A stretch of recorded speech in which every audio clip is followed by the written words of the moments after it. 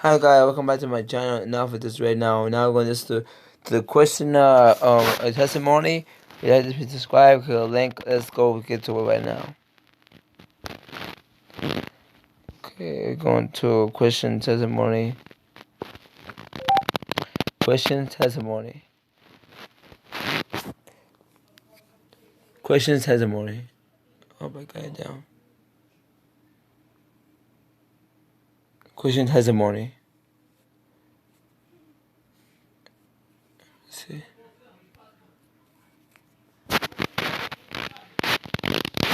There's something wrong with the mic. I'm not sure. Okay, you got to quit. Let's see. Question testimony. I think I have it. Let's go back to it.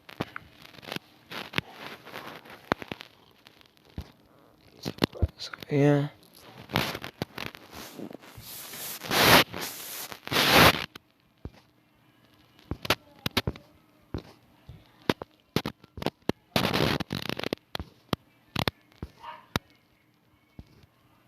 Let's try it.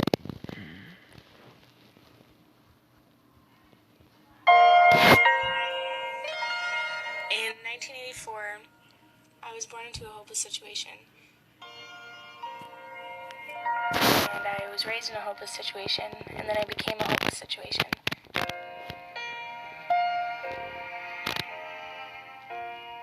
But my story is to tell you that there is no hopelessness in Jesus Christ. My name is Sheena, and this is my story.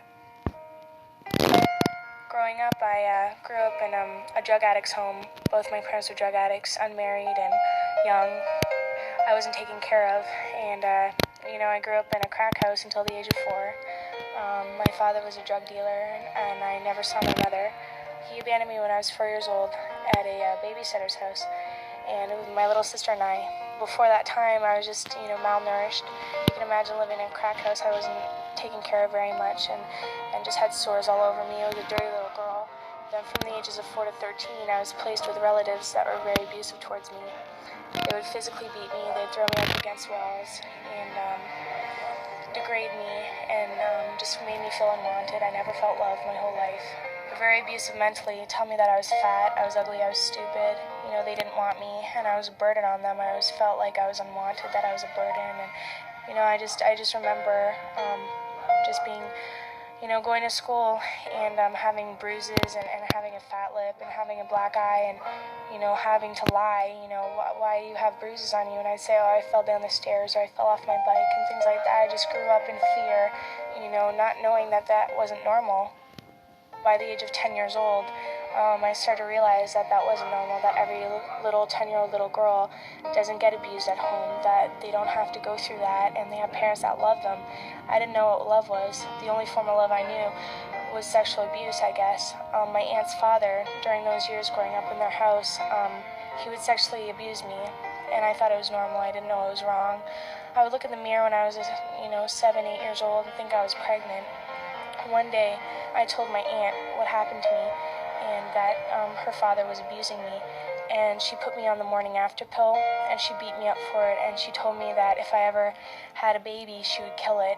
Nobody would ever find out about that, and that I was a liar. She became very angry and resentful against me, having her father's attention focused on me instead of on her. Also, my aunt would always tell me that I was fat and ugly and things like that about my physical appearance. One time she took all my clothes out of the closet, and I was like, oh, where's all my clothes? She's like, you're going shopping. And I was like, oh yeah, we're going shopping, cool, And I was about 9 or 10 years old, and we went to a thrift store, and she pointed me to the old man section, and she told me to pick out the clothes I was going to wear until I lost some weight, until I became the perfect little girl she wanted me to be.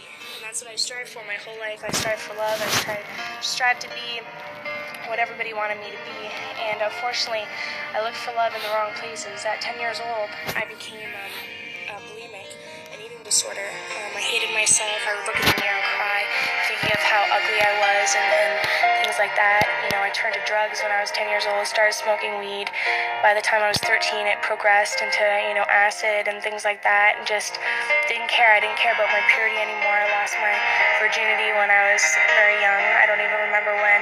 It was before I was 13 years old.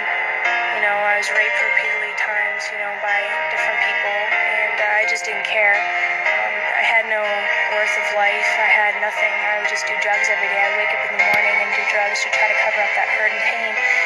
By the time I was 13 years old, I wanted to end that pain. I wanted to end that deadly cycle that I was going in, and I didn't want to become like the parents that bore me into this world, so I thought suicide would be the best way. At the age of 13 years old, I attempted suicide, and I overdosed. I should be dead right now. By the grace of God, I'm not. I thought it was the answer. I thought it would end my hurt and pain. I thought it was the answer for my life. I just had nothing to live for. I had nothing. And I don't know. I moved in with he saved my life again. He knew I couldn't take anymore. He knew I couldn't take any more of that hurt and pain, and I would always wonder why. Why is it me? Why is this my life? Why do I have to go through this?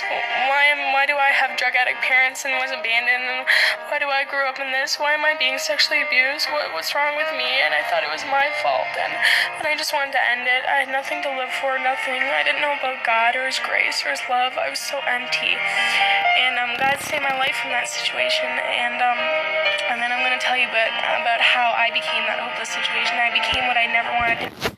I'm just go to the store. Let's go. It's waiting for you. Let's go. I'm just waiting for you at the store. Go. Want the food?